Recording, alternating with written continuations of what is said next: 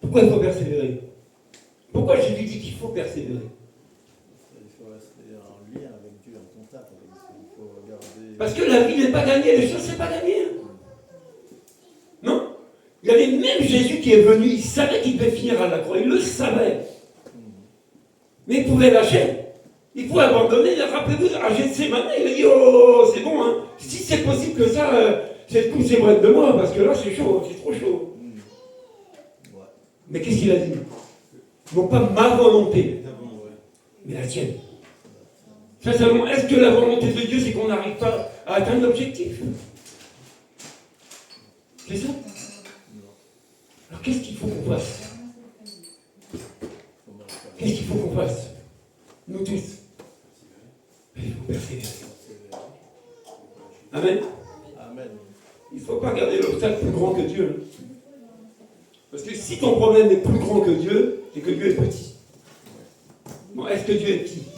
Non. Ou est-ce qu'il est grand? Bon, s'il est grand, ton problème est petit.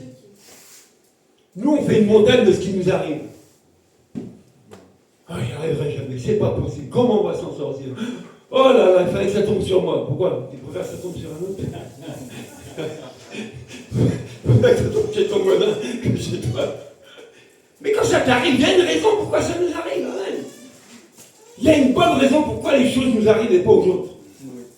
Sache que quand tu acceptes Jésus, des choses vont arriver dans ta vie exprès pour que tu abandonnes, pour que tu lâches la main de Dieu, pour que tu renonces même à Jésus. Ah, il faut le savoir.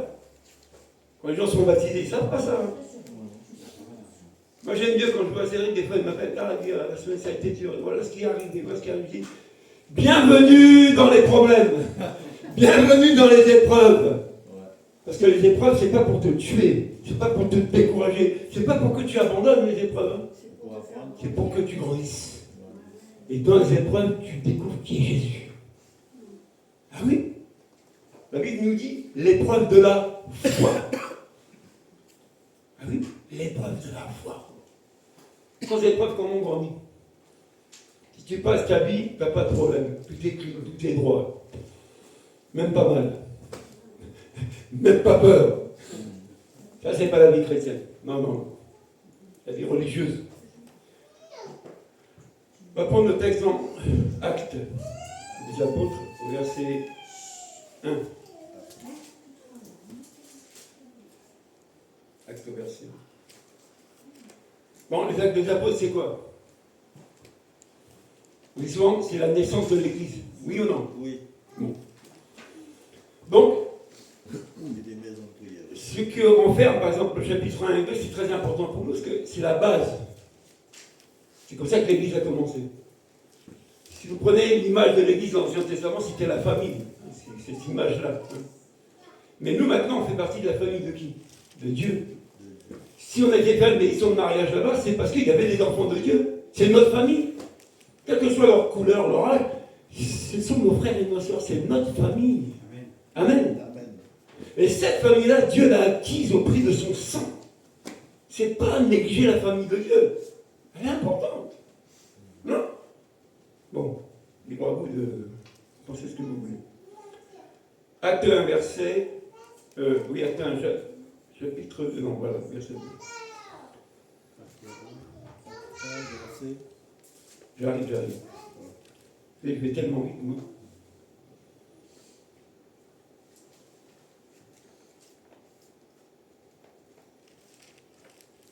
Non, c'est Acte 2, excusez-moi. Vous me trompez quelque part. Oui.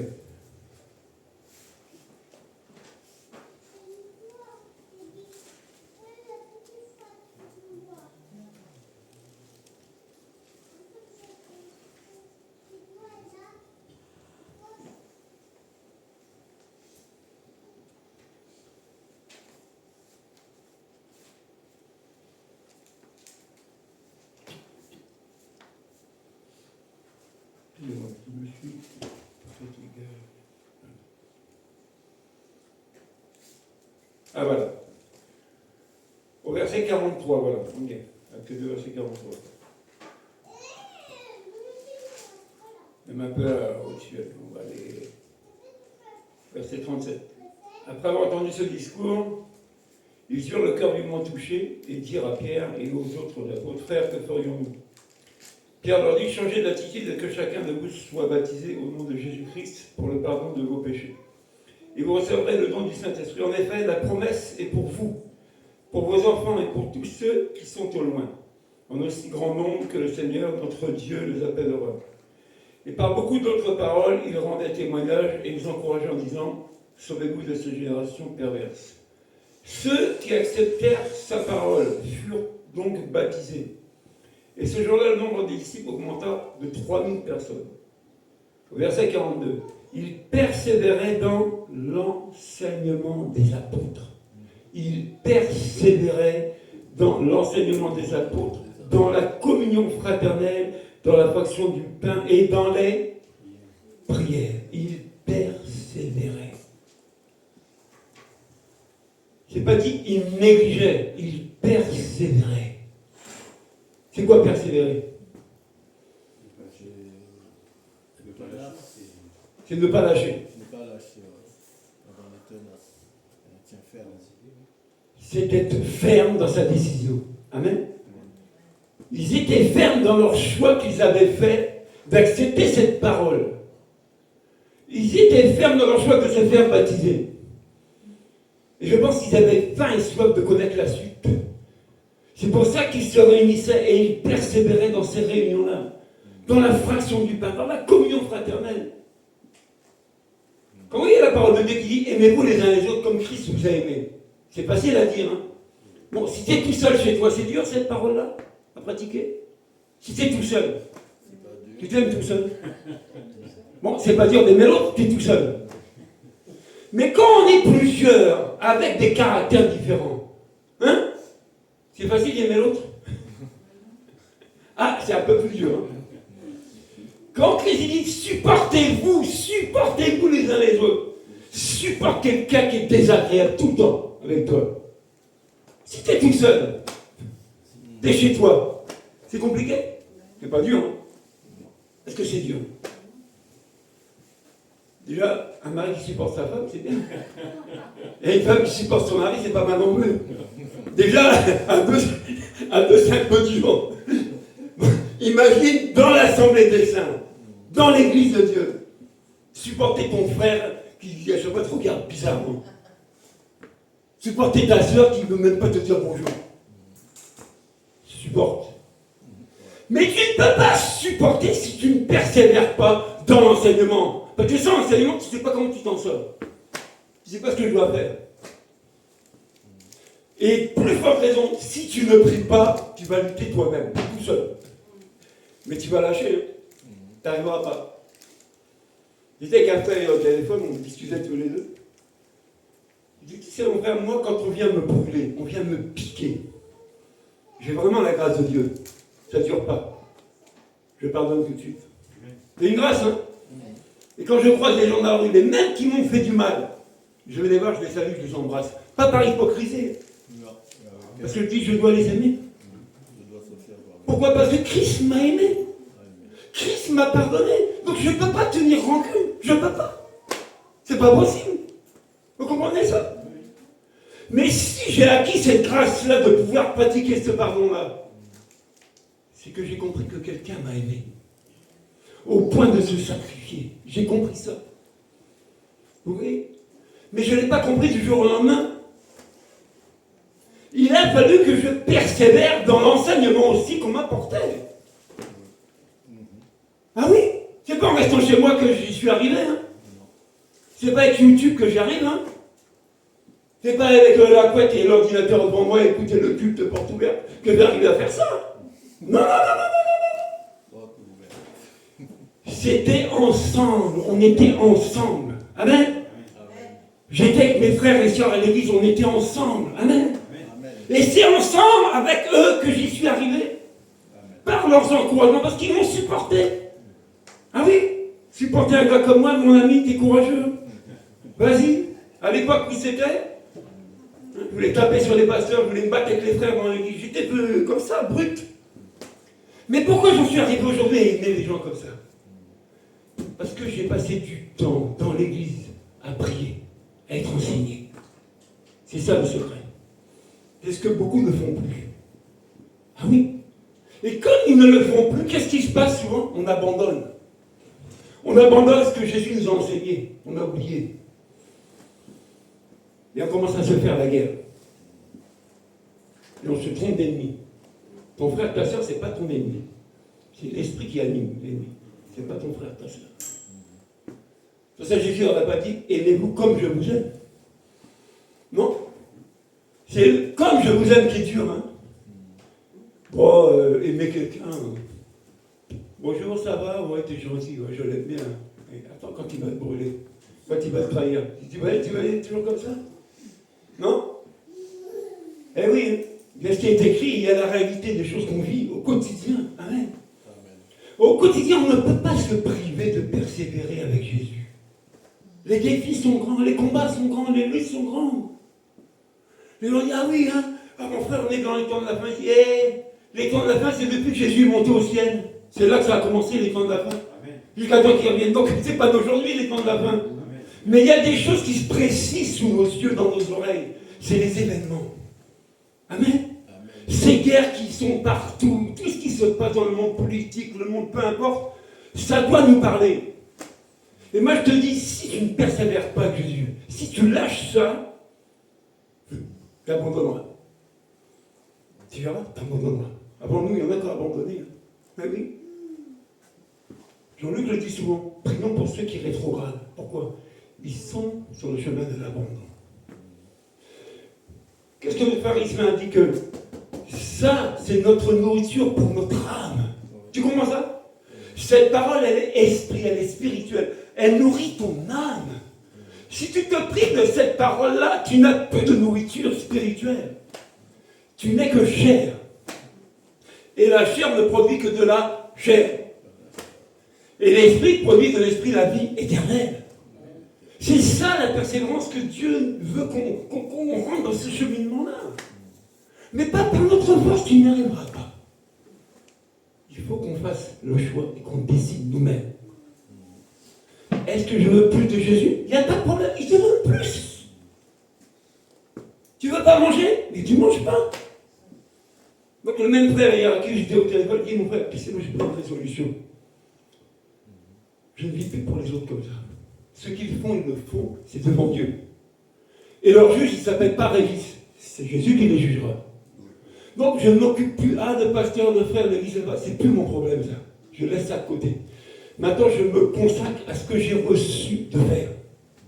Parce que je serai jugé par rapport à ce que j'ai reçu. Amen, vous comprenez ça? Donc pour arriver à cet objectif de donner ce que j'ai reçu, il faut que je persévère. Mais les choses, des fois, c'est vent contraire pour que j'abandonne.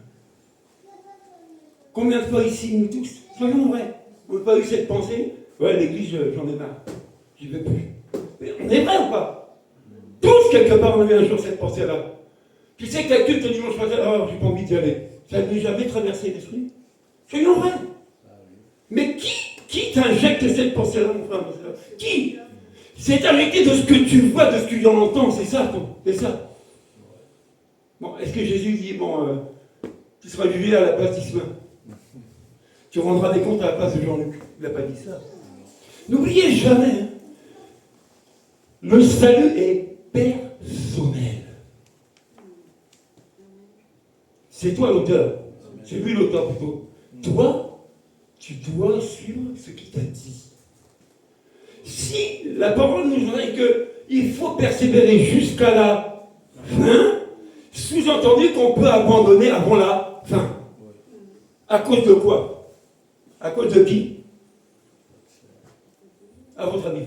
Qui est derrière ça pour nous faire abandonner? Le diable. Mais voilà. L'ennemi public numéro 1. On dit que le diable est subtil, vous comprenez? Il est subtil. Tellement subtil qu'il va t'injecter des choses pour que tu échoues. Si tu regardes ta femme comme dans un miroir tous les jours, tu vas y trouver des défauts avant tu n'en trouvais pas. Quelqu'un va dire, hey, t'as vu ta femme, elle est comme ci, elle est comme ça. Avant qu'on te le dise, tu ne regardais pas ça. Mais depuis qu'on t'a dit ça, tu dis, oh, c'est vrai. C'est vrai. Il n'est pas bien droit, son nez, peut-être plus. Je m'approche un peu plus. Tu vas commencer à trouver des défauts. Qu'est-ce que le diable a dit à Ève dans le jardin? Est-ce que Dieu a réellement dit que? Il n'a pas dit ça? Il a apporté la confusion. Bon, il a amené la confusion dans ce que Dieu avait dit, pour dire le contraire. Il n'y a pas de suppli bagage. Tu cherches une qui a le nez bien droit. Mais par contre, elle a l'oreille tordue. Donc, on cherche autre chose. Pourquoi je dis ça? Parce que souvent les gens vont d'assemblée en assemblée.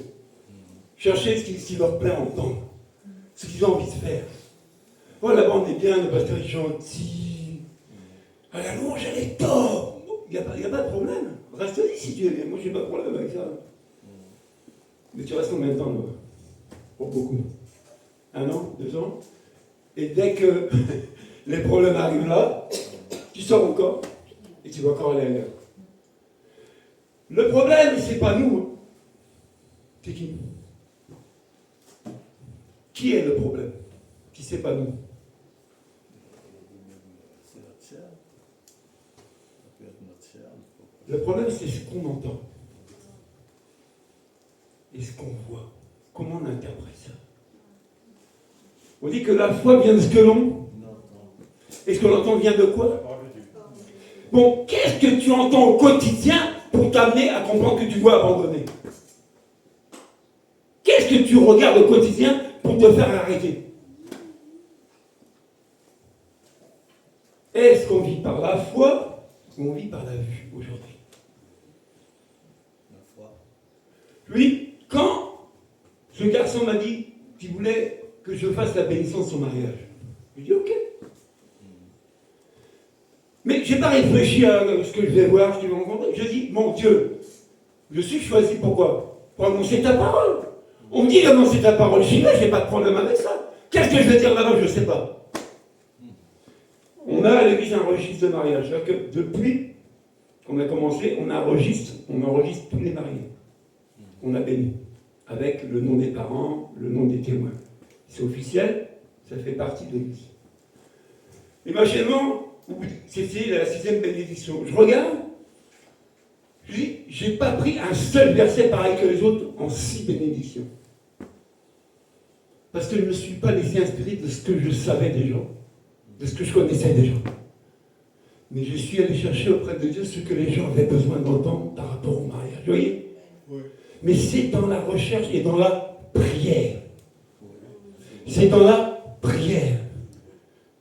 C'est en invoquant le nom de Jésus, en cherchant auprès de lui ce que les gens ont besoin, que Dieu m'a révélé ce qu'il devait leur donner. Ah oui. Tu veux faire une baisse de race, tu commences à leur parler du permis à point. Dis que ce que ça va faire dans mon mariage. Tu ne leur parles d'un bon plat bien préparé, bien en plus, qu'est-ce que ça va faire dans mon mariage?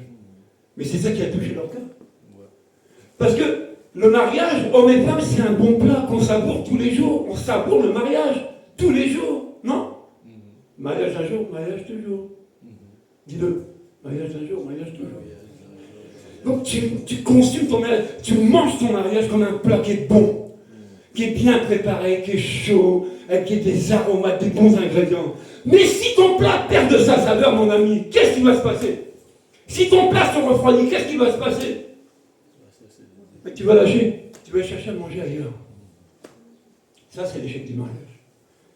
Et le permis à point, pourquoi j'avais cette pensée-là? Parce que Dieu est bon, il a donné aux hommes de pouvoir faire un système de récupération de points.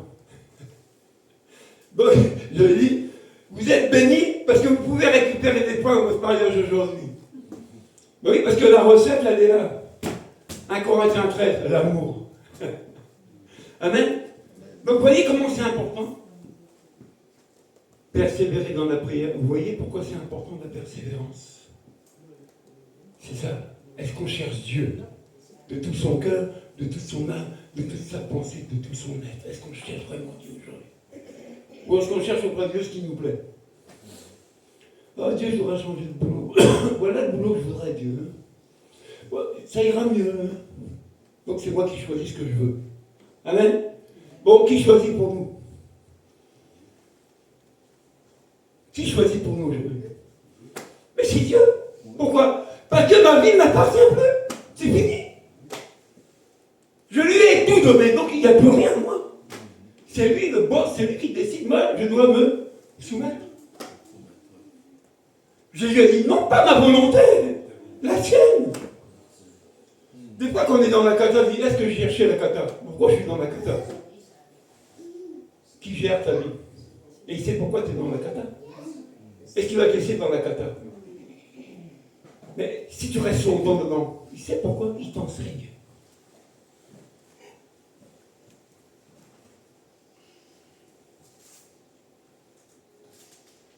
Amen.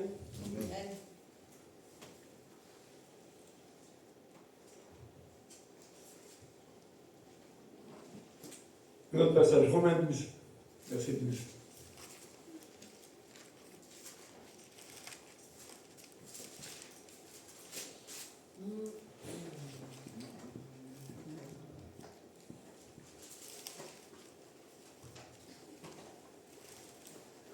Au verset 11, il dit quoi?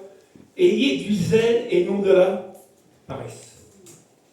Soyez fervents d'esprit et servez le Seigneur.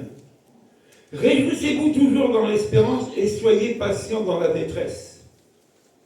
Persévérez dans la prière. Amen. Ayez du zèle et non de la paresse. Pourquoi beaucoup sont paresseux avec Dieu? La solution, là, ils ne persévèrent pas dans la prière. Souvent, on prie un peu et on arrête de prier. Oui ou non? Soyons vrais. Des fois, on a quelque chose à la cœur, on dit, oh, je vais crier à Dieu. C'est bien. Tu cries 2 jours, 1 semaine, tu lâches prise. Tu as vu ta solution? Bon. C'est pas ça dit. Persévère dans la prière. Pour être zélé, pour servir le Seigneur, il faut persévérer dans la prière. Vous savez, quand on parle de l'Église, hein, on dit Ecclésia, Assemblée des Saints. Mais la première chose que l'Église a instituée, c'est la prière. C'est pas la louange, c'est pas les acclamations, c'est pas tout ça. On l'a lu dans l'Acte des Apôtres. Ils persévéraient dans la prière et dans l'enseignement. Après le reste, ça coule. Hein? Oui ou non? Ils persévéraient dans l'amour fraternel. L'amour, pas la haine, pas la rancune. Pas c'est là. Mais si tu es paresseux, qu'est-ce que tu feras? Et oui, et tu vas abandonner. Je vous dis, si les disciples qui étaient avec Jésus, qui avaient reconnu Jésus, ont abandonné, on est mieux qu'eux. Vous croyez quoi? Que c'est gagné parce que je suis enfant de Dieu? Ah, tu le proclames. Mais quand tu le proclames, il y en a un qui t'écoute. Ton ennemi t'écoute. Non seulement il t'écoute et il te guette en même temps. Quand Jésus était tenté dans le désert, rappelez-vous les tentations. On dit que le diable a laissé jusqu'à une prochaine occasion. Attention, non?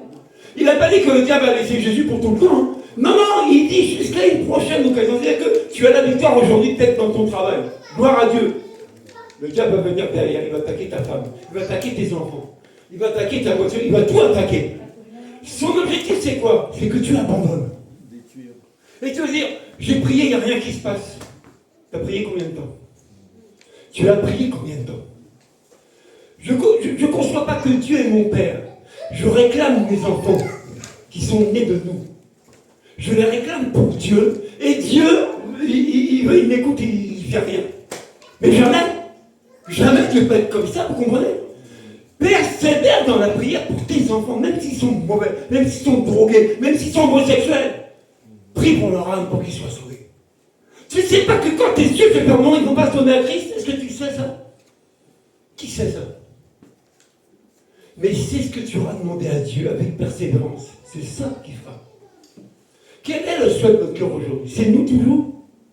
Ah, ma maison, mes enfants, ma femme, mon mari, ma voiture, mon chien, mon âne, mon bœuf. C'est que ça pour moi? Ou c'est les autres qui comptent? Parce que toi, tu as déjà cette espérance d'être sauvé. Et les autres, ils sont perdus. Vous comprenez? Les autres sont perdus. Alors on persévère comment? Pour nous-mêmes? Ou on persévère dans la prière pour sauver la multitude? Amen. C'est ça l'objectif de l'Église. C'est sauver ceux qui sont perdus. Amen.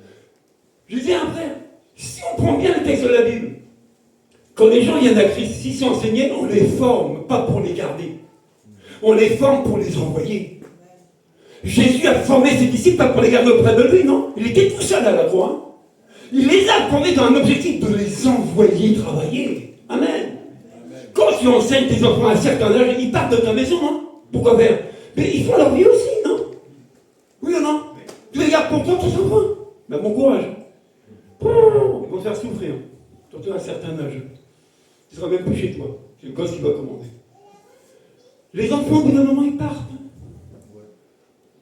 Est-ce que Jésus n'aimait pas ses disciples? Si. Les disciples aimaient Jésus, non?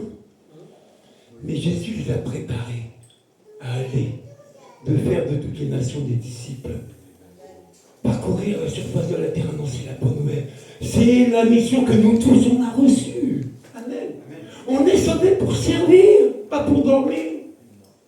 Pas pour être animé de paresse, mais de zèle. On devrait avoir ce zèle-là qui dit, l'autre là-bas, il n'est pas sauvé, je vais prier. Pas que j'ai eu une opportunité de lui parler de Jésus, c'est ça. Mais oui. Vous voyez, ça veut dire Jean-Luc, depuis que je lui ai confié les réunions du vendredi, on passe du temps à prier. Parce qu'on est commandé qu'on ne prie pas. Donc il faut revenir à la base, la prière. Mais on persévère. Et dans cette persévérance, on a des révélations de Dieu, ça arrive dans notre esprit. Jean-Luc, c'est pas ça. C'est ça, les vendredis, ce qu'on vit en ce moment. Il dit, mais laissons-nous inspirer dans les sujets de prière. On ne choisit pas les sujets de prière, on se laisse inspirer et ça coule. Mais c'est des sujets de prière importants qui arrivent sur le tapis, si vous saviez ça. Ça y va de notre pays, ça y va de nos familles, ça y va de tout.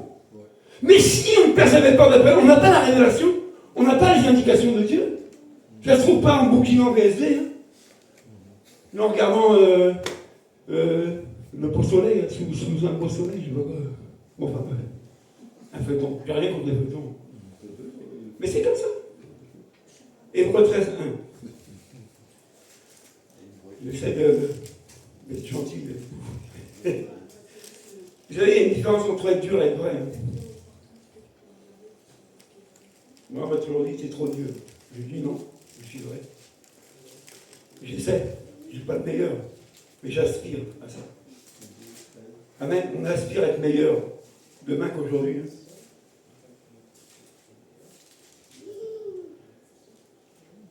Hébreux 13, verset 1. Persévérez dans l'amour fraternel.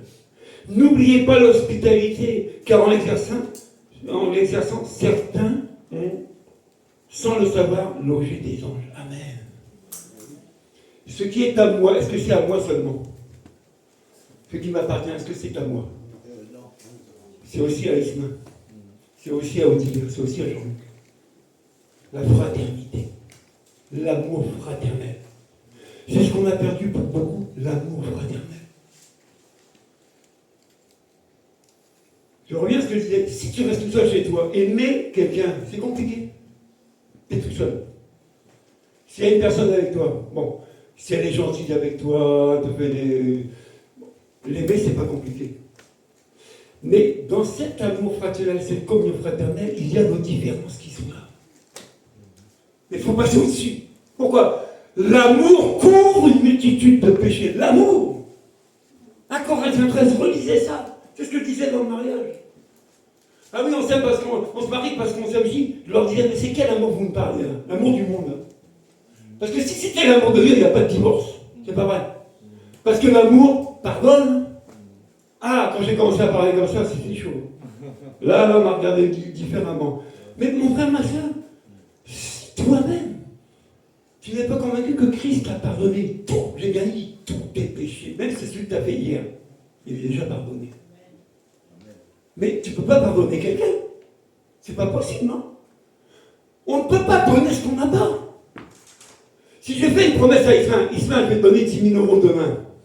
Ismaël ensuite dit, je suis content de faire 10 000 euros. Il commence déjà à réfléchir à ce qu'il va acheter. Mais je n'ai pas 10 000 euros. Je n'ai même pas 1 000 euros. Il me reste 100 et quelques sur le compte en ce moment. Mais je suis un menteur. Je lui mens, Je me mens et je mens devant Dieu. Donc, tu dois comprendre que tu ne peux pas donner ce que tu n'as pas. Si je n'aime pas Ismaël, je ne peux pas le pardonner. Amen. Je n'ai pas cet amour-là pour lui pardonner. Donc, j'ai beau lui dire je te pardonne, c'est faux. Parce que je ne l'aime pas. C'est pas vrai, on s'aime. Mais je vous dis, pour avoir cet amour-là, il faut être convaincu que j'ai reçu cet amour-là par le Saint-Esprit. Il est en moi, il ne demande qu'à agir. Mais ça dépend aussi de moi. Mais pour pratiquer cet amour qui pardonne, je vous dis, il faut persévérer dans la prière. Parce que la prière a la capacité de changer celui qui est mauvais, celui qui est méchant. C'est ça la prière. Oui, c'est ça. Ah oui? On a tous des enfants, ils nous font des problèmes, non? Oui ou non? Il n'y a pas d'enfants sans problème, ça n'existe pas, excusez-moi. Mais si on ne passe pas dans la prière, on ne les verra pas changer. Hein. Un homme ne changera jamais un être humain. Sans ça, Jésus n'est pas venu. Comprenez ça? Nous, on a des enfants. Mais on les voit changer au quotidien. Pourquoi? Parce qu'on persévère dans la prière. On ne les juge pas, on ne les condamne pas. On persévère dans la prière. Et quand on les voit, on a un moment merveilleux, qu'on est heureux. Pourquoi? Ils changent. Ils ne savent même pas comment. Ils changent pourquoi eux? Ils prennent des résolutions. Ah, j'ai décidé de plus boire. Et nous, on est là, on dit, oh, la prière, hein, efficace, hein. Ben oui, mais tu vois ton fils sombrer dans l'alcool, ça te fait plaisir? Non, hein. Mais quand ton fils il dit, hey, je ne bois plus. Je dis, oh, Dieu merci. Mais c'est pas beau, ça. Mais qu'est-ce qu'on a fait? On est parti à prier pour eux, pour que leur vie change. Ne lutte jamais contre quelqu'un. La lutte, elle n'est pas pour toi. Jésus a dit, je combattrai pour vous. Il s'engage à mener la lutte et à combattre pour toi. Pourquoi tu combats toi? Ne combats pas les gens. Prie pour eux, pour qu'ils changent. Mais ça se fait dans la prière. Je vous dis, s'il faut, je vous témoigne tout ce que Dieu m'a fait grâce dans ma vie depuis que je le connais. Je vous dis, sans orgueil. Je l'ai acquis comment? Avec la prière des uns et des autres. L'Église, vous comprenez ça? C'est pour ça que j'aime l'Église. C'est pas chez moi tout seul. Hein. Ah non, à l'époque, Internet, ça n'existait pas. Mais on se réunissait ensemble. On vivait ensemble. Christ, la communion fraternelle. Et c'est là que les choses ont changé en ma faveur. Vous comprenez ça? Maintenant, à travers moi, j'apporte le changement chez les autres. Pourquoi? Parce que je l'ai reçu. Je le donne. Les cadeaux gratuits, je ne regarde pas la dépense. Au contraire, je sais le bien que ça m'apporte, moi, ça m'a apporté. Je suis conscient des transformations de ma vie, à qui je dois ça. Vous dire, ah oui, à Jésus. Mais pas qu'à Jésus, à son Église. Aux frères et aux sœurs qui m'ont supporté et qui me supportent encore, heureusement. Vous comprenez? C'est ça le secret de la prière. Ça change. Ah. Ça va? La pendule, elle fonctionne pour ça? Apocalypse 3, verset 10.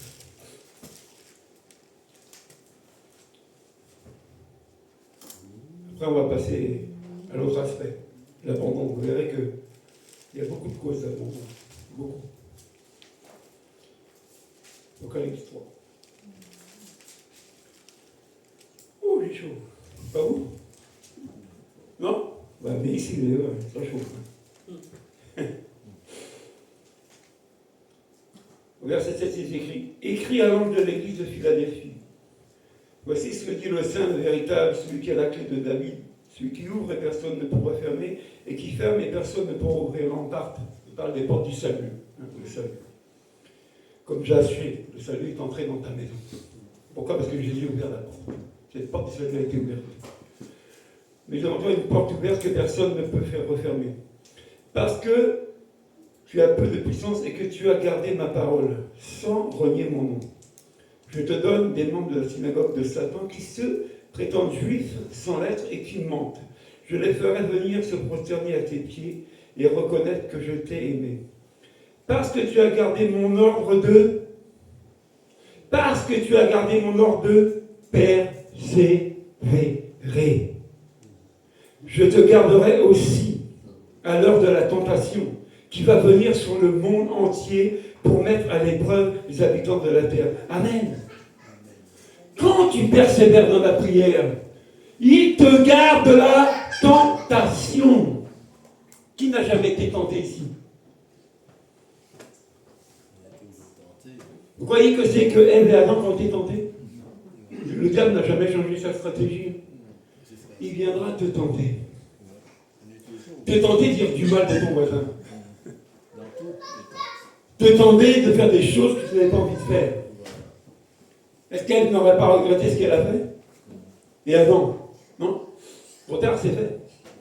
Le tentateur, il vient tenter pour te faire échouer. Mais regardez, tu dis, parce que tu as persévéré dans l'ordre que je t'ai donné, de persévérer dans la prière, je t'épargne les tentations, moi. Je te garde dans les tentations. Ça vaut le coup, non? Ça vaut pas le coup de persévérer dans la prière? Ah, pas que la tentation s'éloigne de nous? Oui ou non? Mais attendez. Mais c'est un prix, hein? Il faut te donner à prier. Il faut persévérer dans la prière, dans la communion fraternelle. Amen? Donc ça, c'est le gâteau sur la cerise. Allez, on passe au deuxième sujet. On a compris la persévérance dans beaucoup de domaines. Bon, on va parler de quoi maintenant? On va parler de l'abandon. Josué 1, versets 1 et 7. L'Ancien Testament. Josué, successeur de qui? Et pourquoi c'était lui et pas un autre? Pourquoi c'était Josué et pas un autre qui a succédé à Moïse? C'est pas de chouchou chez Dieu, non? Ah, c'était un qui était obéissant à Moïse. Hein? Aujourd'hui, est-ce qu'on est encore obéissant à ceux qui nous dirigent? Ben, répondez, je ne sais pas, moi. C'est ce qu'ils pensent, non? Mais ce que Dieu a dit à Josué, c'est valable pour vous, vous savez. Parce que le livre de Josué, c'est le livre de conquérir les territoires. Josué était un conquérant. Il était choisi pour conquérir. Nous sommes choisis pour faire quoi, nous, en fait? On ne doit pas conquérir les territoires, nous, ici? Oui ou non? On ne doit pas conquérir des villes, des villages. On ne doit pas conquérir des âmes, nous? Oui ou non? C'est notre boulot. Hein? N'oublie pas. Ah oui. Après la mort de Moïse, le serviteur de l'Éternel, l'Éternel dit à Josué, fils de Nun, et assistant de Moïse, mon serviteur Moïse est mort, maintenant lève-toi, par ce jour-là, avec tout ce peuple, pour entrer dans le pays que je donne aux Israélites. Tout lieu que foulera la plante de votre pied, je vous le donne, comme je le dis à Moïse. Votre territoire ira depuis le désert et le Liban, jusqu'au grand fleuve, jusqu'à l'Euphrate, tout le pays des Hittites et jusqu'à la mer Méditerranée, vers le soleil touchant. Personne ne pourra te résister tant que tu vivras. Je serai avec toi comme j'étais avec Moïse. Je ne te délaisserai pas et je ne t'abandonnerai pas. Qui s'engage à ne pas nous abandonner? Qui? Qui? Maintenant, qu'est-ce que Dieu dit à Moïse, à Josué? Ben, on va lire. Fortifie-toi et prends courage. Amen. Prends courage, c'est pas fini. Parce que si vous lisez le livre de Josué, ça ne s'est pas passé tout seul. Hein. Il y a eu des obstacles. Il y a eu des combats. Mais qui a vaincu? Josué a remporté. Pourquoi? Parce que Dieu lui avait dit, Josué, voilà ce qui va t'arriver. Voilà, je te préviens de ta mission. Mais je te dis une chose, Josué, je ne t'abandonnerai pas. Parce que je t'ai choisi. Amen. Dieu nous a choisis, nous tous ici. Et il s'engage pareil comme Josué, je ne t'abandonne pas. Si tu es dans mon plan, si tu fais ce que je te dis, je ne peux pas t'abandonner. Je ne peux pas te délaisser. Je suis avec toi. Je suis avec toi. Je suis avec toi. Amen. On a chanté tout à l'heure. Si Dieu est pour nous, qui sera contre nous? Si Dieu est pour nous, est-ce que Dieu est pour nous? Est-ce que Dieu est avec nous? Donc il peut être contre nous. Cette parole, tu dois la prendre au sérieux. Il dit, personne ne te résistera, Josué. Personne. Qui croit ça encore aujourd'hui? Josué, c'est un cas à part ou c'est valable aussi pour nous cette parole-là? Ça veut dire que nous aurons la victoire sur nos Mais oui, mais qui peut te résister à part toi? À part toi? Qui peut faire échouer le plan de Dieu à part toi? Puisque, je dis, il y a quelque temps, je n'avais pas ça à l'esprit, maintenant c'est ancré, je vis avec ça. C'est Jésus qui s'est engagé pour nous. Amen. Josué n'a rien demandé, hein. Il n'a rien demandé. Dieu le choisit, successeur. Il lui donne sa mission, comme toi et moi, on a la même mission. Amen. Maintenant, Dieu s'engage avec Josué. Il dit, Josué, fortifie-toi, prends courage. Je sais que ça va être dur, mais je te dis une parole importante. Je serai toujours avec toi. Je ne t'abandonnerai jamais. Amen. Amen. Jamais Dieu ne nous abandonne, jamais. Et souvent, quand on regarde ce qu'on a fait ou ce qu'on a dit, on va dire, c'est foutu. Dieu n'est plus avec moi. Qui t'a dit ça que Dieu n'est plus avec toi? C'est toi. Je dis, quand Dieu promet une chose, il le fait. Il faut comprendre ça. 1 Timothée 4, 1 à 6. Passez de l'autre côté. Alors, qui était Timothée? Qui était Timothée? Timothée. Le shampoing Timothée. Non, on va passer mieux. Hein? C'était une histoire entre Paul et Timothée. Hein? C'était une belle histoire. Hein? Fils et père. Timothée. Fils et père. Timothée a été formé par l'apôtre Paul. Hein?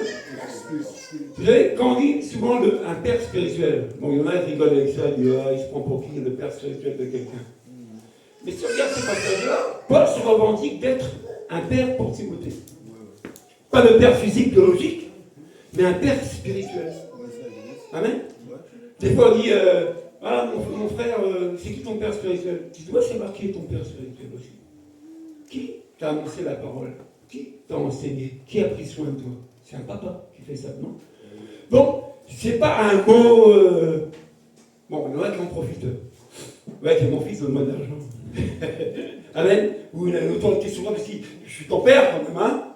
Ta reconnaissance. Non, ça ne marche pas comme ça. Donc, dans ces épîtres-là, on dit souvent c'est épîtres pastorales. Hein, Timothée. Mais il y a des bonnes valeurs qui sont transmises de Paul vers Timothée. Pourquoi? Parce que Timothée commençait son ministère. Il était au début. Mais il fallait que Paul l'avertisse de ce qu'il allait rencontrer. Amen. N'oubliez jamais, la guerre, elle est d'actualité tous les jours. Nous sommes en guerre, nous tous les jours. Contre les forces des ténèbres, la puissance de Satan, nous sommes en guerre. N'oubliez jamais ça. Et tout est fait pour qu'on abandonne. N'oubliez jamais ça non plus. Eh oui. Moi, j'en connais qui sont repartis dans le monde faire les choses du monde. Je ne les juge pas. Je prie pour eux. Alors, 1 Timothée 4. Verset 1 à 6. Mais l'esprit, dis bien l'esprit, dit expressément que dans les derniers temps, je vous dis que les derniers temps, c'est pas aujourd'hui seulement que ça a commencé. Depuis que Jésus est monté auprès du Père et qu'il a prévu de revenir. Nous sommes dans ces temps-là. Certains vont faire quoi? Abandonneront quoi? La foi. Cette foi que nous avons en Christ. Cette foi de savoir qu'il est mon sauveur, mon libérateur. Cette foi de savoir qu'il pourvoit mes besoins. Beaucoup vont abandonner ça. Ah oui. Pour s'attacher à des esprits trompeurs et à des doctrines de démons. Car ils seront égarés par l'hypocrisie de menteurs dont la conscience est marquée au fer rouge. Amen. Beaucoup viendront te parler au nom de Jésus, t'enseigner au nom de Jésus. Mais leur objectif, ce n'est pas de te gagner, c'est de te faire abandonner la foi. Quand on dit doctrine de démon, c'est quoi une doctrine? L'écriture qui est tordue. C'est quoi une doctrine? Une doctrine, c'est un système de pensée. Une vérité erronée, une fausse vérité. Sachant que l'évangile, c'est une doctrine. Oui, une fausse vérité. Il viendra des fausses vérités de parler au nom de Jésus.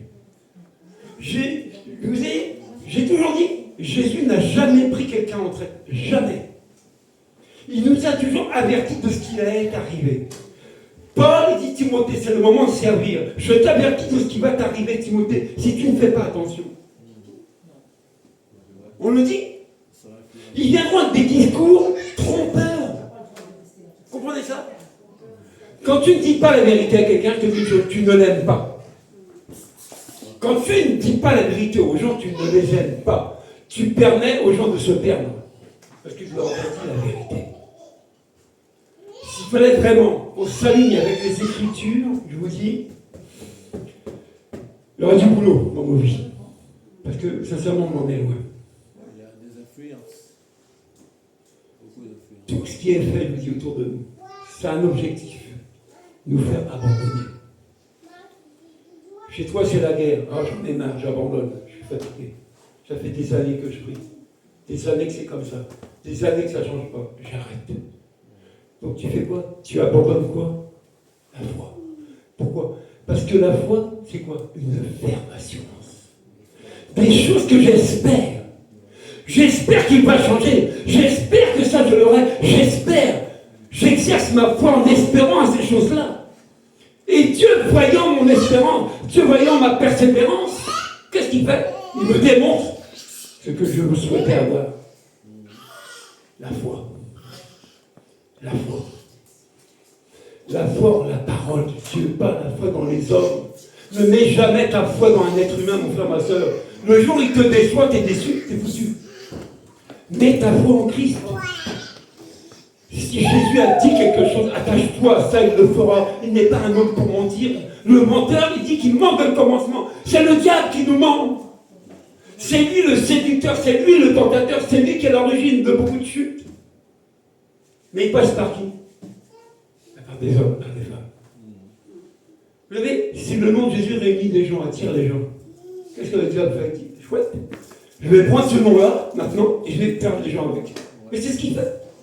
Et oui, Jésus l'a dit, ils viendront en mon nom, ils ne seront pas de moi.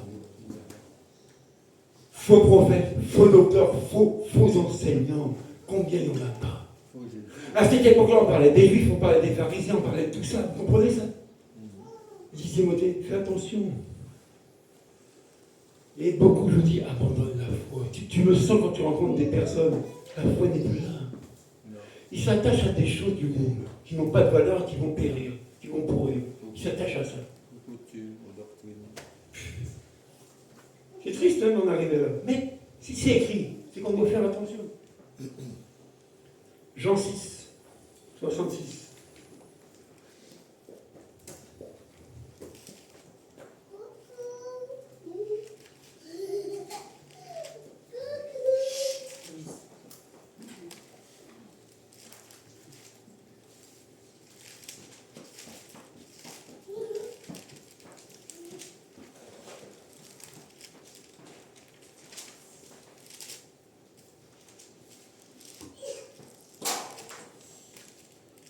Bon, c'est Jésus qui enseigne. Et il dit voilà, voici comment est le pain qui descend du ciel. Ceux qui en mangent ne mourra pas. Je suis le pain vivant, descendu du ciel. Si quelqu'un mange de ce pain, il vivra éternellement. Et le pain que je donne, c'est mon corps, que je donnerai pour la vie du monde. Ah, la réponse verset 44. Verset 50. Jean 6, verset 50. Là-dessus, les Juifs se mirent à discuter vivement en eux, et disant, comment peut-il donner son corps à manger? Jésus leur répondit, en vérité, je vous le dis, si vous ne mangez pas le corps du Fils de l'homme, et si vous ne buvez pas son sang, vous n'avez pas la vie en vous-même. Celui qui mange mon corps et qui boit mon sang a la vie éternelle. Et moi, je le ressusciterai le dernier jour. En effet, mon corps est vraiment une nourriture. Notre frère Ismaël nous l'a rappelé tout à l'heure. Et mon sang est vraiment une boisson ou un breuvage. Celui qui mange mon corps et qui boit mon sang demeure en moi et je demeure en lui. Tout comme le Père qui est vivant m'a envoyé et que je vis grâce au Père, ainsi celui qui mange vivra grâce à moi. Voilà comment est le pain descendu du ciel. Il n'est pas comme celui qu'ont mangé vos ancêtres. Eux sont morts, mais celui qui mange de ce pain vivra éternellement. Amen. Donc au bout d'un moment, il y a une réaction à ce discours-là. On se dit, mais comment faut manger Jésus? Non. C'est du cannibalisme. Manger corps, boire son sang. Après l'avoir entendu, beaucoup de ses disciples, disent bien de ses disciples, disent cette parole est dure. Ah oui. Qui peut l'écouter? Jésus savait en lui-même que ses disciples murmuraient à ce sujet. Vous savez, quand on murmure, personne ne t'entend, mais il y en a qui t'entendent. N'oublie jamais ça. Quand tu murmures contre quelqu'un, il y a un qui t'entend. Et oui, il est esprit. Il leur dit, cela vous scandalise. Si vous voyez le Fils de l'homme monter là où il était auparavant, il dit, c'est l'esprit qui fait vivre. L'esprit qui fait vivre. L'homme n'arrive à rien. Les paroles que je vous dis sont esprit et vie. Mais il y en a parmi vous quelques-uns qui ne croient pas. Beaucoup au milieu d'eux, des fois, ne croient plus en ça. En effet, Jésus savait dès le début qui étaient ceux qui ne croyaient pas et qui était celui qui le trahirait. Il ajouta, voilà pourquoi je vous ai dit que personne ne peut venir à moi, à moins que cela lui soit donné par mon Père. Dès ce moment, beaucoup de ses disciples se retirèrent et arrêtèrent de marcher avec lui. Ils ont arrêté. Ils ont abandonné la marche. Parce que l'enseignement de Jésus devenait trop dur. Ah oui, ouais, il faut aller à l'église prier, il faut jeûner. Oh, c'est trop dur, hein. Tu n'es ni le premier ni le dernier à dire ça. C'est trop dur. C'est trop dur de jeûner. C'est trop dur d'aller prier. C'est trop dur. C'est trop dur d'obéir. C'est trop dur. C'est trop dur. Alors, Jésus dit alors aux 12, et vous, ne voulez pas aussi vous en aller? Simon-Pierre lui répondit, Seigneur, à qui irions-nous? Tu as les paroles de la vie éternelle. Et nous croyons, et nous savons que tu es le Messie, le Fils du Dieu vivant. Amen. Est-ce que nous on a cette conviction? Et est-ce qu'on le programme? Je sais que tu es le Messie. Je sais que tu es Jésus, le Fils de Dieu. Où j'irai? Tu as les paroles qui me donnent la vie éternelle. Où j'irai? Où? Je chercher. J'irai où? Mais est-ce qu'aujourd'hui notre espérance est encore là? La vie éternelle. Est-ce qu'on a encore ça à l'esprit? Est-ce qu'on marche avec Jésus? Parce que c'est cette vie éternelle qui nous a promis. Je veux vivre ça. Je veux rentrer dans ce contexte-là. Je ne veux pas être disqualifié. Vous comprenez? Des fois on réfléchit, on raisonne, mais c'est grave des fois les faux raisonnements, les fausses doctrines, les faux enseignants. Au lieu qu'ils nous rapprochent de Dieu, ils nous écartent. J'étais qu'un frère, je lui dis, le même frère au téléphone, il dit, mais mon frère, explique-moi. Quand Jésus est d'accord avec le péché, aujourd'hui, qu'on m'explique. Est-ce que Jésus est d'accord avec le péché, oui ou non? Moi, je vous dis, vous savez la réponse. Donc, s'il n'est pas d'accord avec ça, s'il n'aime pas ça, qu'est-ce qu'on fait? On reste comme ça? Qu'est-ce que Jésus est venu faire dans Jean 8? Il dit quoi? Il a apparu pour détruire les œuvres du diable. Il n'est pas venu simplement pour être venu. Il avait un objectif, détruire tout ce qui est lié au péché. Vous comprenez ça? On dit qu'il a le péché en horreur. Donc, ton frère qui est tordu, qui vit tordu, si tu ne lui dis pas la vérité, c'est que tu es d'accord avec ce qu'il fait. Mais c'est grave. Mais aujourd'hui, il ne faut plus parler aux gens. Dès que tu dis à quelqu'un qu'il est tordu, là, tu peux être sûr qu'on va te calomnier, on va te faire la guerre, on va tout te faire. Moi, je vous dis, la vérité a un prix. Et quand tu décides d'être vrai, tu n'as pas beaucoup d'amis. On ne dit pas combien il y avait de disciples à cette époque-là qui suivaient Jésus et qui marchaient avec lui. Mais on dit qu'il n'en a resté que 12. Rendez-vous compte, 12. Ce que je vous dis, c'est la réalité, c'est écrit. Tous les autres ont payé bagage. Ils disent, oh, nous, c'est trop dur. On arrête. Mais quand tu arrêtes, c'est quelle espérance que tu vas avoir si tu arrêtes? Tu finis où quand tu arrêtes? Eh oui, on ne voit jamais les conséquences de nos choix, de nos actes, de nos paroles. Hébreux 10, 23, à partir du verset 23. Je vous dis, c'est ça qu'on aura besoin d'entendre souvent, ces vérités-là. Et souvent, on les refuse. Malheureusement, on a oublié les enseignements du Maître. Il faut y revenir, vous savez. Si on ne revient pas, si on ne persévère pas, Il y en a qui ont abandonné, ça nous prend au nez aussi. Hein. Verset 23. Retenons fermement l'espérance que nous proclamons. Car celui qui a fait la promesse est fidèle. Amen. Est-ce que Dieu n'est pas fidèle? Il est fidèle. Il n'est pas plus fidèle que nous. Veillons les uns sur les autres. Je veille sur moi-même. Je dois aussi veiller sur les autres. Pour nous inciter à l'amour et à de belles œuvres. N'abandonnons pas notre assemblée, comme certains en ont l'habitude, mais encourageons-nous mutuellement. Faites cela d'autant plus que vous voyez s'approcher le jour. Amen. Qu'est-ce qu'on voit s'approcher aujourd'hui dans notre pays, dans le monde? Des catastrophes, des guerres, de la souffrance. La drogue est à son comble dans la vie des gens. La prostitution, n'en parlons pas. L'homosexualité, ça grandit en masse. Qui est derrière pour détruire ce que Dieu a créé à votre avis? Le diable. Le diable, c'est un tentateur, un séducteur, il est subtil, je vous dis. Si on ne veille pas dans la prière, si on ne persévère pas, on est sujet de tomber aussi et d'abandonner Christ.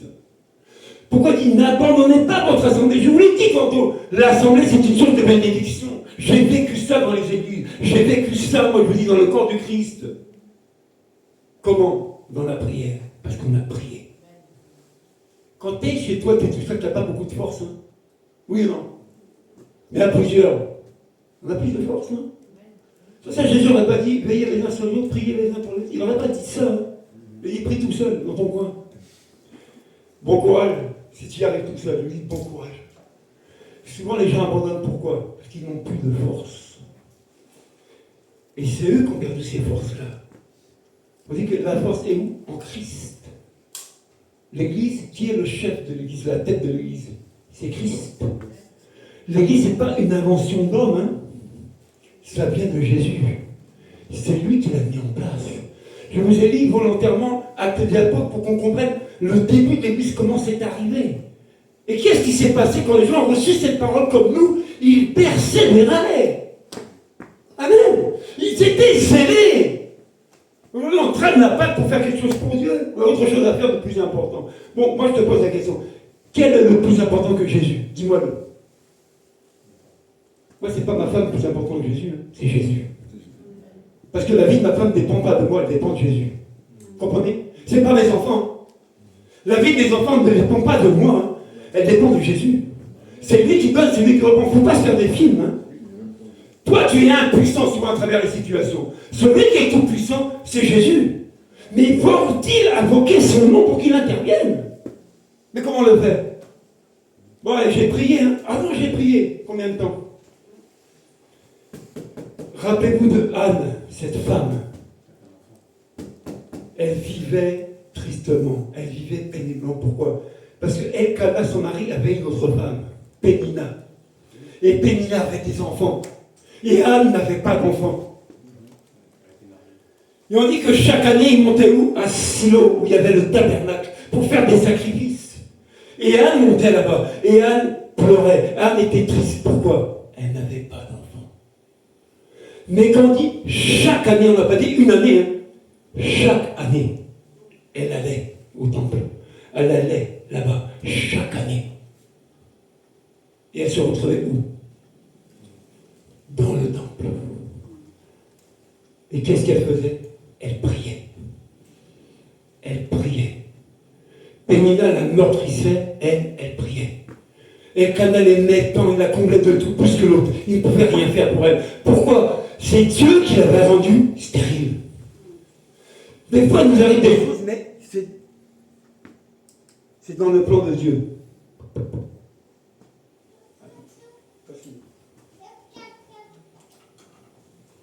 Amen. Les choses que Dieu a prévues d'avance, parce qu'il a un plan qui n'est pas le nôtre. Des fois, des circonstances nous atteignent, mais c'est dans son plan. Anne était dans le plan de Dieu. Pourquoi? Parce qu'à travers Anne devait naître qui? Samuel. Vous comprenez? Peut-être que tu ne comprends pas pourquoi ta vie est chaotique, ta vie a des problèmes. Mais sache que dans le plan de Dieu, il y a quelque chose de caché à travers tout ça que tu ne sais pas. Mais qu'un jour tu vas découvrir. Comment Anne a découvert ça? C'est pas à travers Elkanah. C'est pas à travers Pénina. C'est dans la prière. Vous comprenez? Dans cette attitude de prière devant Dieu. C'est là que Dieu lui a dit, voilà, tu enfanteras par un fils Samuel. Ça s'est passé entre Anne et Dieu où? Dans le temple de Dieu. Pas chez toi sous ta couette. Pas chez toi sous ton canapé ou dans ta voiture. Dans le lieu qui est choisi pour que son nom soit invoqué. Et le prophète a vu cette dame. Vous comprenez? Je vous dis, il y a des choses tellement simples avec Dieu, on a tout compliqué. La réponse est simple. On ne regarde qu'à nous. On ne pense que pour nous. Et on pense qu'on va y arriver. Et on n'y arrive pas. Tout réside dans la prière, dans la persévérance. Moi, je vous encourage, ne lâchez jamais le combat. Jamais.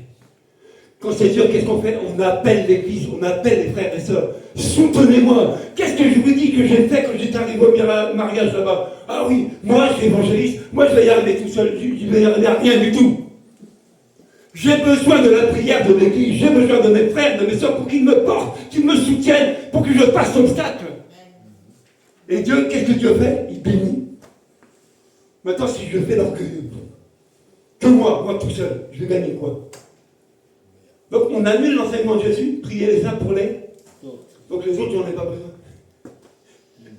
Aimez-vous les uns les. Donc, les autres, j'en ai pas besoin, je vais être tout seul.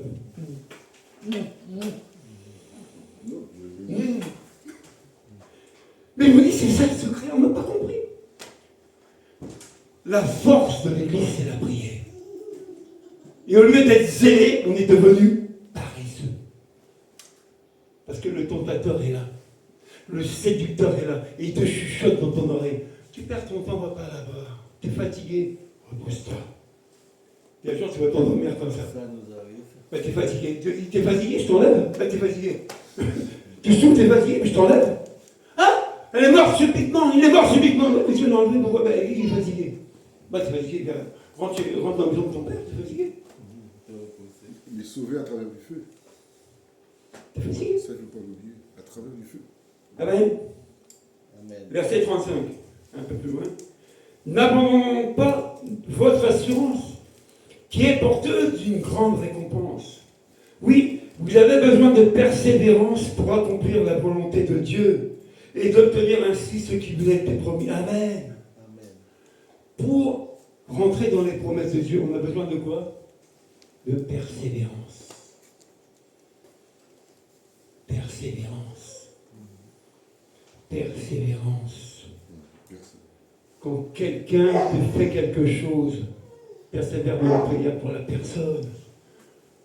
Pour ceux qui sont mariés, je vous dis, persévérez à prier dans votre couple l'un pour l'autre. Le diable, c'est celui qui divise, c'est pas celui qui réunit. Son plan, c'est de diviser pour régner. C'est son boulot. Mais nous, au lieu de prier, on s'engueule. On se crache des choses en pleine face. Et le diable est content, il dit, ah, ça y est, j'ai créé le problème là-bas. J'ai gagné. Tant qu'il se chahute, il ne peut pas prier. Donc j'ai gagné. Vous comprenez? C'est ça le plan. Si quand Jésus a été tenté dans le désert, il a dit, oh, bonne aubaine, au lieu d'aller à la croix mourir, on me propose tout. J'ai dû m'agenouiller devant lui. Le gars, il me donne tout, il me propose tout. Mais, mon voisin là, il a un bon travail, il ne va pas à l'église, il ne prie pas, il ne jeûne pas. Bon, comment aller à l'église? Moi aussi, je vais être comme mon voisin. Et ton voisin, il a la promesse de vie éternelle? Non. Non. Il n'a pas. C'est à toi qu'elle a été donnée. Vous comprenez ça? Apocalypse 2, on finit là.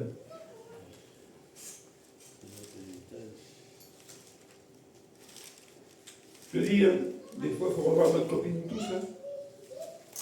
Et moi, je vous l'ai dit, quand j'ai une pensée à partager, je me mets dedans. Je ne suis pas exempt. Moi aussi, j'ai besoin de persévérance. Amen. Amen. Combien de fois j'ai voulu lâcher? Elle est là, je peux vous le dire. Hein. Je ne me cache pas. Combien de fois j'ai voulu abandonner? Je sais pas, j'en ai marre. C'est fatigué. Pourquoi? Parce que les choses sont dures. Donc je peux faire comme les disciples. C'est dur, eh bien, on marche plus avec Jésus. Mais je vais aller où? J'attendais mes copains de bistrot, moi, je ne les retrouverai plus sur moi. Ils apportent de boire, on m'a dit, je vis pas longtemps. Je vais faire quoi? Au lieu de venir à l'église prier, je vais faire quoi? Je vais en boîte de nuit comme avant? Je vais faire quoi? Qu'est-ce qui m'attend en vrai? Il faut faire attention dans nos choix. Eh oui, Apocalypse 2. Écrit à l'ange de l'église d'Éphèse. Voici ce que dit celui qui tient les 7 étoiles dans sa main droite, celui qui marche au milieu des 7 chandeliers d'or. Merci. Je connais tes œuvres, ton travail est pas persévérant. Je connais, Dieu nous connaît. Je sais que tu ne peux pas supporter les méchants. Tu as mis à l'épreuve ceux qui se prétendaient apôtres sans l'être, et tu les as trouvés menteurs. Oui, tu as de la persévérance.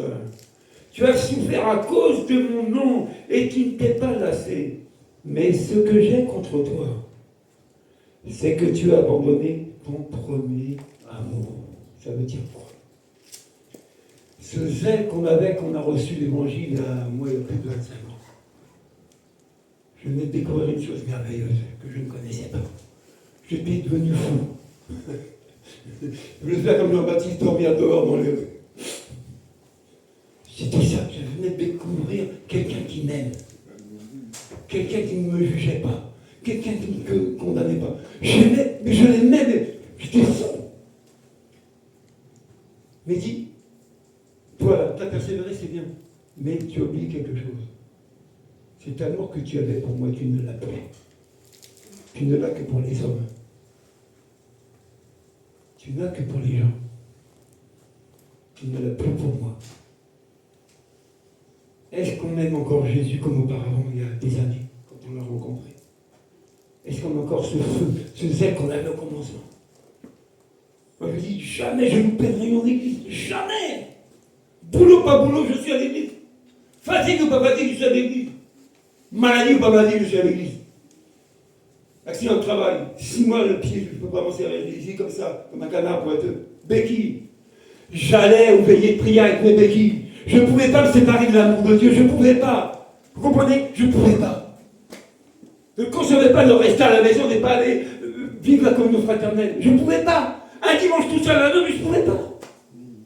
C'était ça mon amour. Mais est-ce que j'ai perdu cet amour-là? Questionne-toi, mon frère, ma soeur. C'est de pas dire que tu aimais l'église avant, tu aimais les frères, tu aimais Jésus, tu aimais sa parole, pourquoi tu ne l'as plus? C'est parti où? À cause de qui? À cause de quoi? Pas à cause de ton frère, non. Pas à cause de ta soeur. On s'est nous-mêmes détournés de ça. Nous-mêmes, on a renoncé à ça. Nous-mêmes. Je vous dis, ce qui arrive aujourd'hui, c'est ce qui est écrit depuis longtemps. Il n'y a rien de surprenant. Quand tu apprends un frère ou une sœur qui est reparti dans le monde, il ne faut pas être surpris. C'est déjà écrit.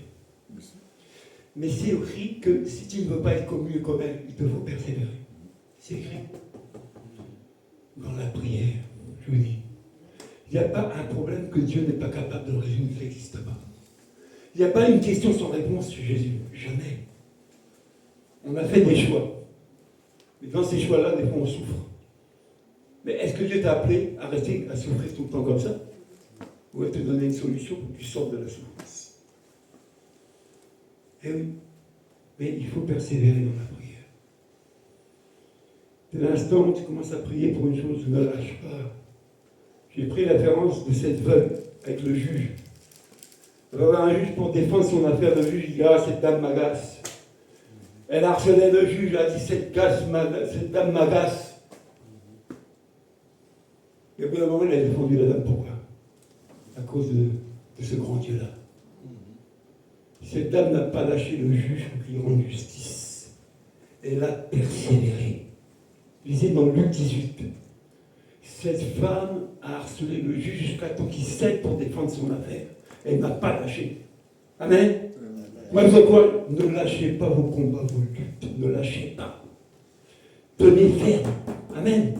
Tenez ferme.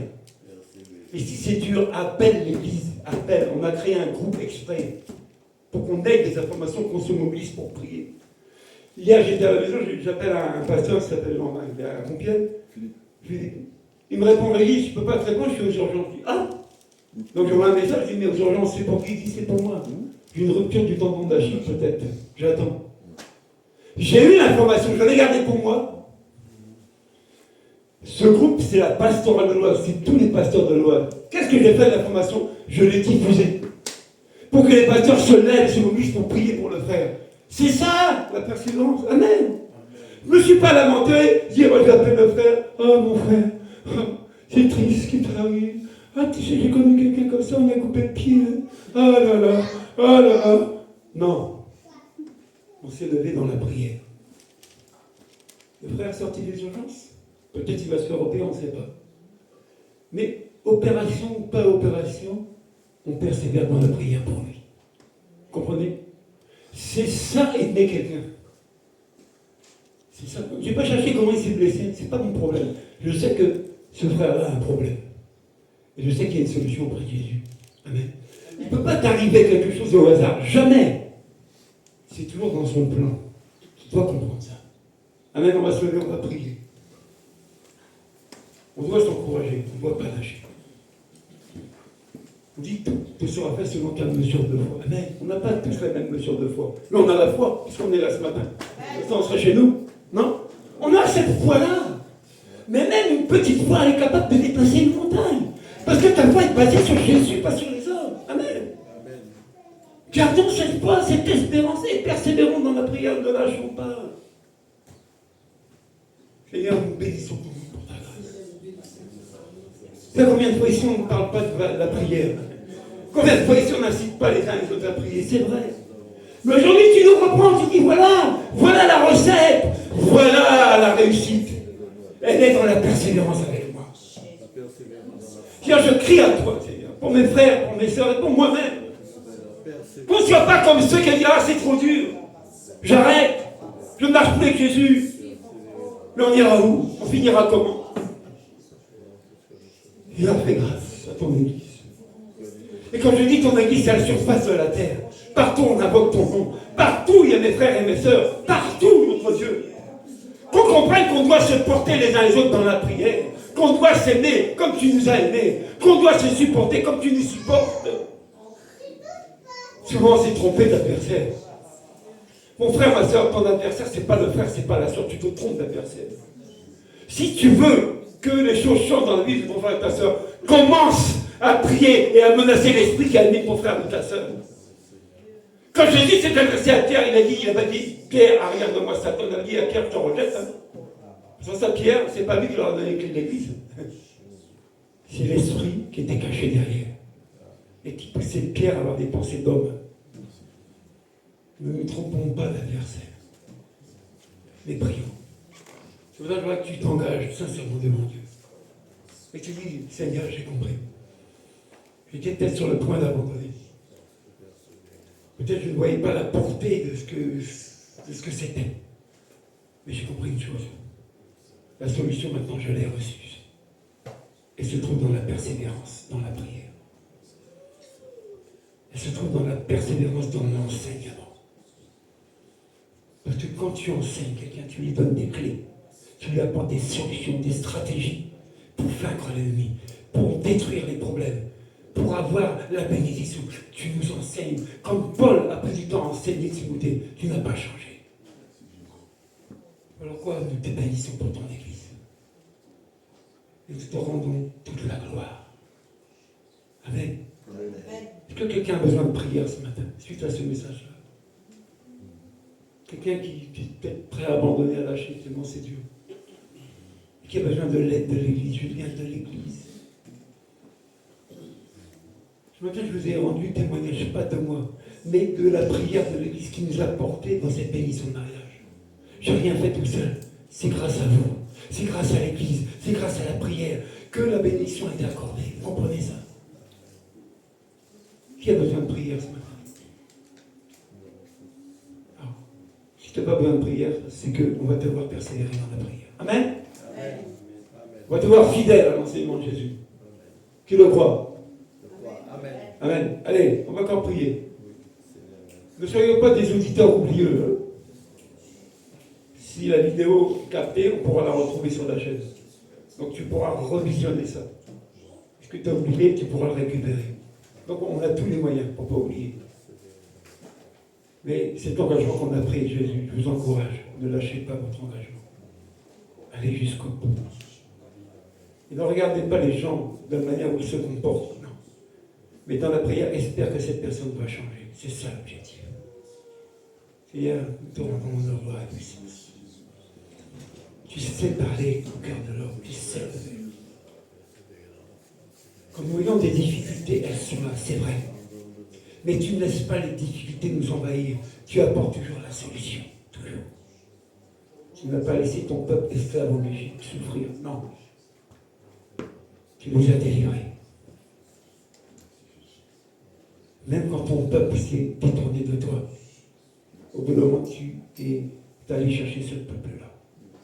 Et de nouveau, ils sont revenus vers toi. Et de nouveau, tu les as bénis. Nous ne sommes pas meilleurs qu'eux. Mais tu aimes ce que tu as créé. Tu nous aimes tellement.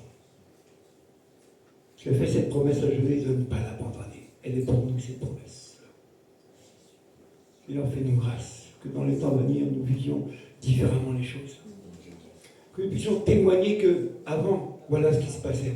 Mais depuis que j'ai compris ma position et que je l'ai prise, je vois les choses changer. Je vivais des choses difficiles. Je vis un oasis de paix maintenant.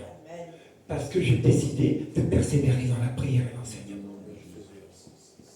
Et nous te bénissons pour ça. Amen. Amen. Donc, les annonces. Oui, c'est pour ça qu'on fait la salle scène et au fond d'avant, on a un peu plus de temps. Le 21 juin, c'est la fête de la musique. On a besoin de la prière de l'Église de nous tous. Pourquoi ? Parce qu'avec la mairie du ministère Fermin, on s'est mis d'accord pour que le comité des fêtes, qui s'appelle Menhir en Fête, puisse participer avec nous à cet événement. Donc c'est une grâce. Amen. Donc les gens de la commune qui ne connaissent pas Jésus, ils veulent participer avec nous. Amen. Parce que le gospel, ils savent ce que c'est, d'après eux. Donc eux, ils vont prendre la partie restauration, buvette, tout ça. Nous, notre part, c'est quoi ? C'est tout ce qui touche au gospel, à la louange, la mise en place. Et n'oubliez pas notre témoignage. Certainement, des gens viendront à toi te poser des questions. Vous êtes qui ? Vous faites quoi ? Il faut leur donner les bonnes réponses. Amen. Donc je compte sur votre sérieux. Amen. Il y a un gros enjeu. Un gros enjeu. C'est le salut des âmes. On ne peut pas négliger ça. Ce n'est pas le premier événement qu'on fait, parce que nous, notre vision, c'est ça. Vivre en village, apporter l'évangile. Et on le fait souvent à travers les événements. On ne se ment pas. Donc l'église, c'est vrai, c'est l'église, mais Jésus a dit, il faut aller. Mais on est dans la vision d'aller là-bas. Et après, on fait. Donc on a droit à gagner dans ce témoignage-là. Pourquoi ? Parce que l'église est ici, c'est pas loin, 9 km. Le but, c'est de voir si j'en arrive un jour. C'est ça l'objectif. Vous comprenez ? Comme toi, tu es arrivé un jour à l'église. Et les gens viennent te voir. Donc, porter ça dans la prière, c'est important. Hein. Sans ça, le week-end du 5 juillet, hein, je ne suis pas là. Parce que mon neveu se marie. Mon neveu qui voulait être comme son tonton, il est presque devenu comme moi. Il boit un bon coup et il fume. Mais il a décidé de se marier, donc je suis content. Donc je vais aller à son mariage. Oui, on m'invite au mariage. Avant, ma famille ne voulait pas de moi. Parce qu'il foutait le soupe dans les mariages. Il dit non, si on l'invite, il va nous foutre le bordel. C'est fermé de... Bon, c'est grave. On est en live, donc c'est la vérité qu'on dit. Donc,